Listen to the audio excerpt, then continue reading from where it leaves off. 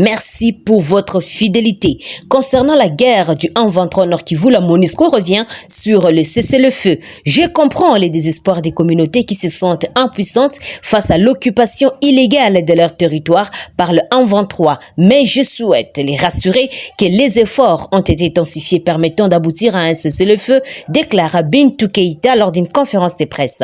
J'aimerais ainsi rassurer les femmes congolaises dans toute leur diversité que la MONUSCO les soutient pour leur implication active dans la cérémonie, dans la résolution des conflits et le processus électoral, déclare Bintou Keïta.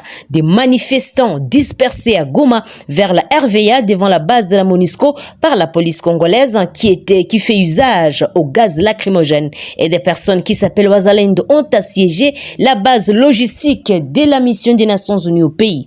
Les manifestants demandent le départ de la MONUSCO et l'installation du monument des héros national Emery Patrice Lumumba. Parmi les manifestants, il y a des fidèles de la secte dénommée Meshia ou Ezolaneno Wazalendo, journée nationale d'hommage aux victimes du génocide des gains économiques génococte dans l'est du pays, a pris part ce matin à la place des évolués à Kinshasa à la manifestation organisée à l'occasion de la journée commémorative du génocide congolais. Le gouverneur du Nord Kivu l'a également fait à Goma, note Justin Kabumba et Daniel Michombiro.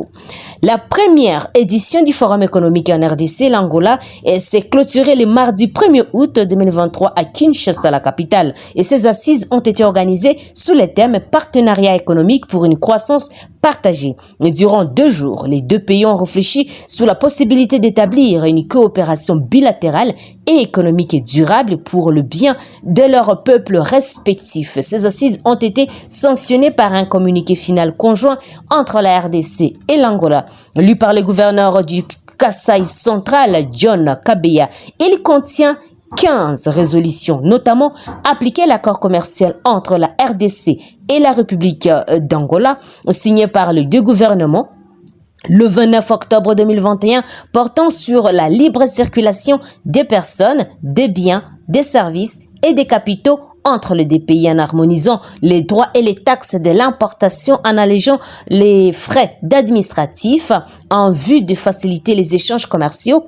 Les deux pays ont convenu de faciliter l'octroi des visas aux opérateurs économiques aux postes frontaliers, lutter drastiquement contre la fraude de l'importation et de l'exportation au niveau des frontières communes et coopérer pour éliminer la contrebande en vue de décourager toute entrée clandestine des part et d'autre des frontières, améliorer la compétitivité de l'industrie locale, les deux pays, et prendre des mesures nécessaires pour protéger l'industrie locale et naissante, coopérer dans l'échange d'informations et de lutte contre la circulation illicite de personnes, de biens, de services et des capitaux entre les deux pays, identifier, amplifier et diversifier les domaines des coopérations, notamment dans les transferts de technologies et financement conjoint de projets entre les opérateurs économiques, promouvoir les opportunités d'affaires en simplifiant les démarches administratives, les facilités d'établissement et en renforçant les accords de non-double imposition,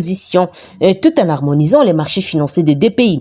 Mettre en application l'accord du transport routier transfrontalier entre la RDC et la République d'Angola, signé depuis le 15 janvier, janvier 2015, en vue de fluidifier les transports de biens entre les économies. Prenant la parole, le ministre de l'économie Vital Kamerhe a rassuré de l'engagement de la RDC à mettre ces résolutions en action. Soyez rassurés, notre engagement à traduire l'ensemble de ces résolutions en action concrètes dans l'horizon temporel raisonnable. En travaillant main dans la main avec nos chefs frères de la République d'Angola, nous définissons en réalité une feuille de route commune à un cadre de suivi favorable à la mise en œuvre de mesures et de résolutions arrêtées dans les cadres de ces forums, a-t-il déclaré. Vital Kamerhe, ces partenariats économiques RDC-Angola est d'une grande importance pour l'Afrique centrale. La vocation de la RDC comme d'Angola, deux géants d'Afrique centrale, est de booster l'ensemble d'Afrique subsaharienne. Et nous sommes en train de causer du retard énorme à l'essor de l'Afrique en dessous du Sahara. Ce que nous avons fait aujourd'hui, c'est un premier pas vers la réalisation d'un projet ambitieux, l'intégration de l'ensemble de l'Afrique centrale connecté à l'Afrique australe, de l'Est, de l'Ouest et du Maghreb, a ajouté ses membres du gouvernement Sama. Pour sa part, le ministre de l'économie et planification de la République d'Angola a notamment salué l'engagement du secteur privé, de la société civile et des partenaires internationaux lors de ces assises. Et la deuxième édition de ce forum se tiendra en fin d'année en Angola, écrit actu30.cd. Autre nouvelle.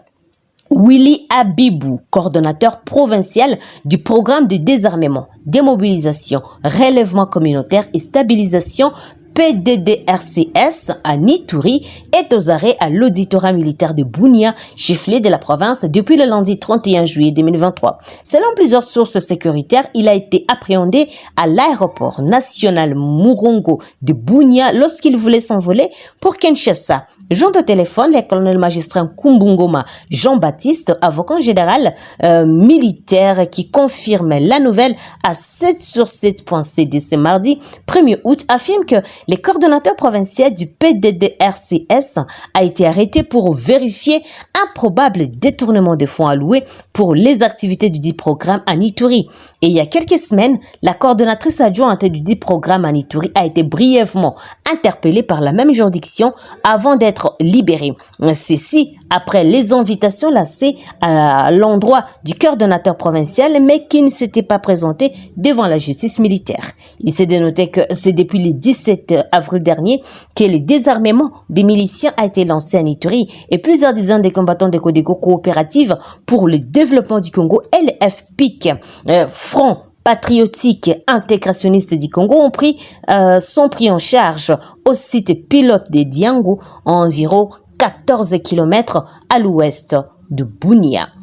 Terminons par cette nouvelle. Un chauffeur fréquentant l'axe routier Bunia-Mungwalu, long d'environ 85 km en province de l'Ituri, a été tué par un élément de forces armées de la RDC sur l'axe routier précité précisément à Poipo, un village se trouvant non loin de Mungwalu, en territoire de Djougou, le dimanche 30 juillet.